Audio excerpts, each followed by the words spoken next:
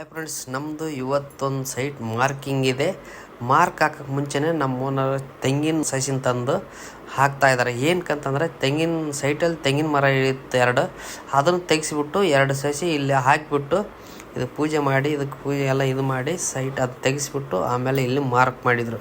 Mark ಮಾಡೋಕ್ಕೆ ಮುಂಚೆ ಏನೇನೆಲ್ಲ ಚೆಕ್ ಮಾಡಬೇಕು, ಏನೇನೆಲ್ಲ ಇದಾವೆ ಕಂಡೀಷನ್ ಅಂತಂದರೆ ಅಕ್ಕಪಕ್ಕದವ್ರನ್ನ ಹತ್ರ ಎಲ್ಲ ಕರೆಸಿ ಆಮೇಲೆ ನಾವು ಸ್ಟಾರ್ಟ್ ಮಾಡ್ತೀವಪ್ಪ, ನೀವು ಒಂದ್ಸಲ ಚೆಕ್ ಮಾಡ್ಕೊಂಬಿಡಿ ಅಂತ ಹೇಳ್ಬಿಟ್ಟು ಅವ್ರನ್ನೂ ಕರೆದ್ಬಿಟ್ಟು ಅವ್ರ ಹತ್ರನೂ ಮಾತಾಡ್ಬೇಕು. ಯಾಕಂತಂದ್ರೆ ನಾಳೆ ದಿವಸ ಅಕ್ಕಪಕ್ಕದವರು ಅವ್ರ ಸೈಟ್ ಹೆಚ್ಕಮ್ಮಿ ಆದ್ರೂ ಇವರೇ ಬಂದು ನಾಳೆ ದಿವಸ ಕಿತ್ತಾಡಬಾರ್ದು, ಆಮೇಲೆ ಜಗಳ ಆಡಬಾರ್ದು ಅನ್ನಂಗಿತ್ತಂದರೆ ಅವರೆಲ್ಲರ ಹತ್ರನೂ ಕರೆದು ಒಂದ್ಸಲ ಮಾತಾಡಬೇಕಾಗತ್ತೆ. ಯಾಕಂದ್ರೆ ಅವ್ರದ್ದು 1 ಇಂಚ್ ಹೋಯ್ತು ಅಂದ್ರೆ ಆಮೇಲೆ ನಮ್ಮದು ಹೋಯ್ತು ಅಂತ ಅವ್ರು ಅಂತಾರೆ, ಇವ್ರದ್ದು ಹೋಯ್ತು ಅಂತ ಇವ್ರು ಅನ್ಕೊತಾರೆ. ಆಮೇಲೆ ಇವ್ರ ಹತ್ರ ಪತ್ರದಲ್ಲಿ ಬೇರೆ ಇರುತ್ತೆ, ಆಮೇಲೆ ಸೈಟ್ ಮೆಜರ್ಮೆಂಟೇ ಇಲ್ಲಿ ಬೇರೆ ಇರುತ್ತೆ.